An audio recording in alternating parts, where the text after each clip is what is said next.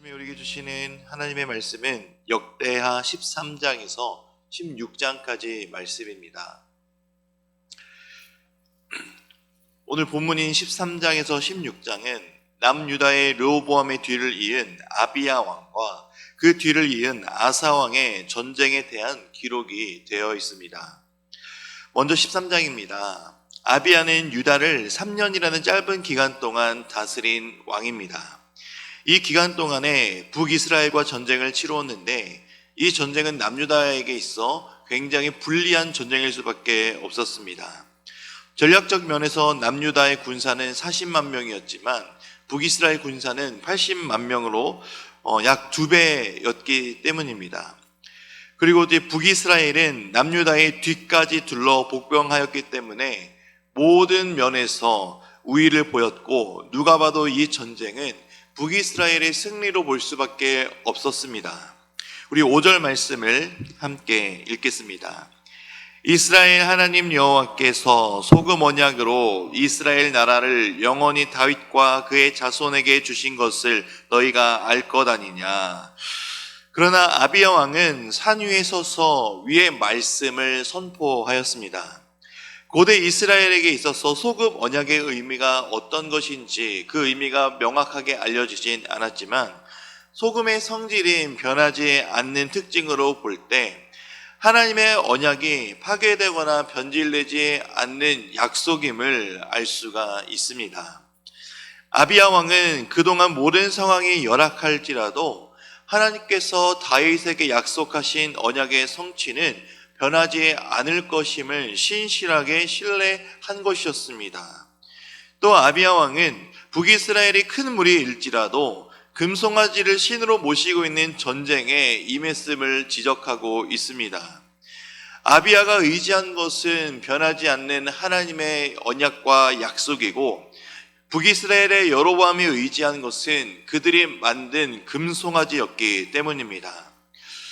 역대기 말고 이제 열왕기 저자는 이 아비야 왕이 결코 선한 왕이 아니었음을 기록하고 있습니다.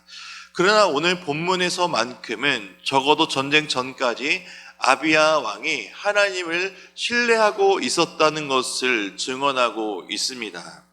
만약 아비야 왕이 하나님을 경외하지도 신뢰하지도 않았다라고 하면은 여로보암과의 전쟁에서 패배할 수밖에 없었을 것이기 때문입니다.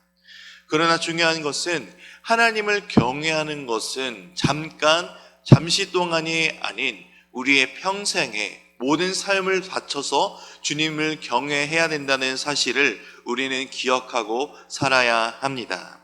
14장입니다. 14장에서 16장까지는 아사 왕에 대한 기록입니다. 아사의 왕정의 역대기는 크게 3가지 통치 기간으로 나눌 수가 있습니다. 주요 사건들을 중심으로 초기 10년, 그리고 중기 15년, 말기인 35년에서 40년까지의 기간입니다. 이렇게 3번 나누는 기간에 아사의 삶이 승전에서 패전으로 점점 역행하는 것을 볼 수가 있습니다. 14장 2절에서 아사가 그의 하나님 여호와 보시기에 선과 정의를 행하며 라고 기록하고 있습니다. 열왕기의 기자 역시 그가 조상 다윗과 같이 여호와 보시기에 정직하게 행하여 라고 진술하였었습니다. 그러므로 아사 왕의 통치는 대체적으로 선정이었고 하나님을 경외하는 정치와 왕정을 행했다라는 것이죠. 그래서 아사 왕의 왕정과 통치 기간은 굉장히 길었습니다. 아사의 왕정은 종교개혁에 가까운 통치로 시작하였습니다. 가장 역동적인 10년의 기간이 바로 이 아사 왕의 초기 왕정 기간입니다. 이 기간에 아사는 이방 제단과 산당을 없이하고 주상을 깨뜨리고 아세라 상을 짓고 온 유다 사람들에게 하나님을 구하고 그 율법과 명령을 행하도록 명령하였습니다. 이 10년의 기간은 바로 평안하였다라고 기록되어 있었습니다. 이 기간에 구스가 남유다를 침공하려고 내려왔지만 14절, 11절에 나오는 기도의 내용처럼 아사는 철저하게 하나님만을 의지했습니다. 이런 아사의 부르짖음은 아사와 구스의 전쟁이 아닌 하나님과 구스의 전쟁이 되어버리고 말았습니다. 그래서 구스는 패배할 수밖에 없게 되었습니다. 15장은 아사왕의 통치 중기 내용을 다루고 있습니다.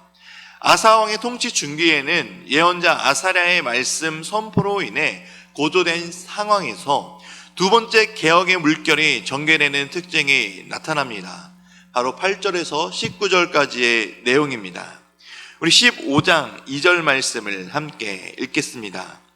그가 나가서 아사를 맞아 이르되 아사와 및 유다와 베냐민 무리들아 내 말을 들으라. 너희가 여호와와 함께하면 여호와께서 너희와 함께 하실지라.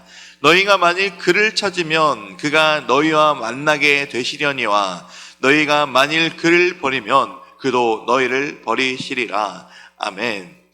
역대하 15장에서만 언급되는 아사라는 그에게 임하신 하나님의 말씀을 아사 왕에게 전하며 아사 왕에게 종교 개혁을 권면하는데 이 개혁의 원칙이 바로 2절 말씀의 내용입니다.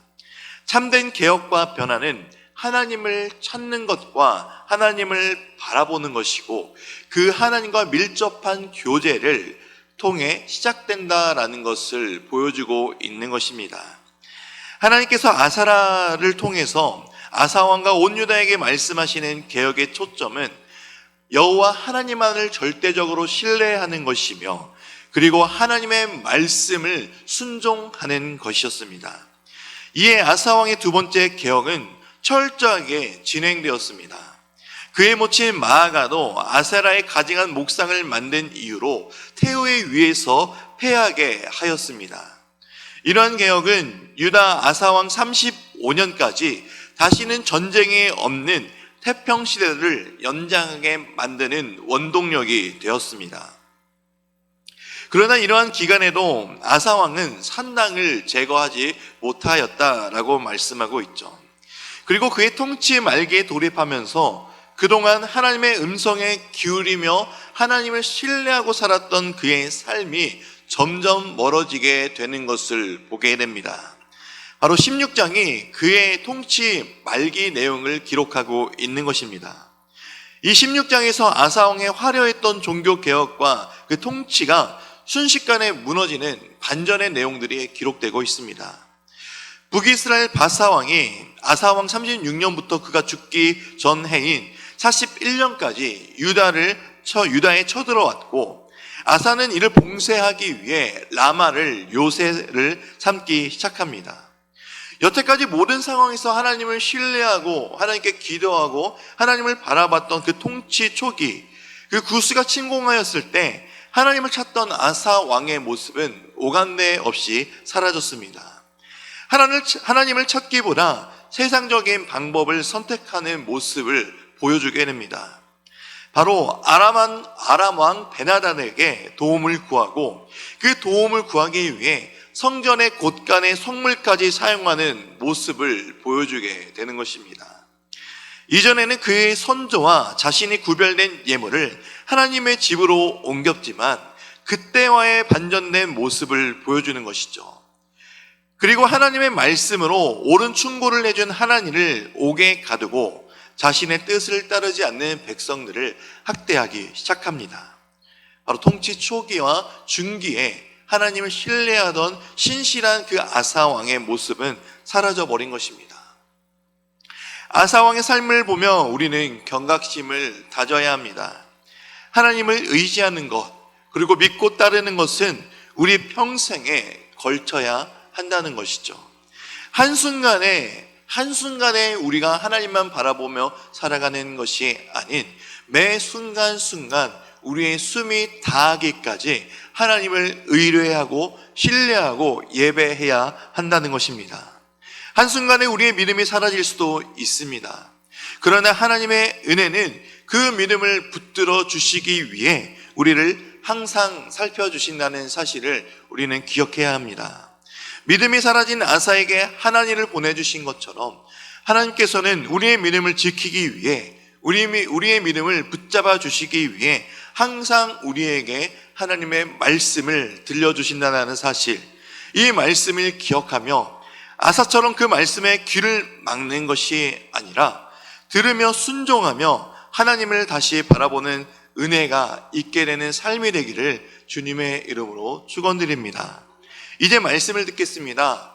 역대하 13장에서 16장의 말씀을 경청하실 때 우리에게 말씀하시는 하나님의 음성을 들으시기 바랍니다. 주의 말씀은 내 발의 등이요 내 길의 빛이니이다. 아멘.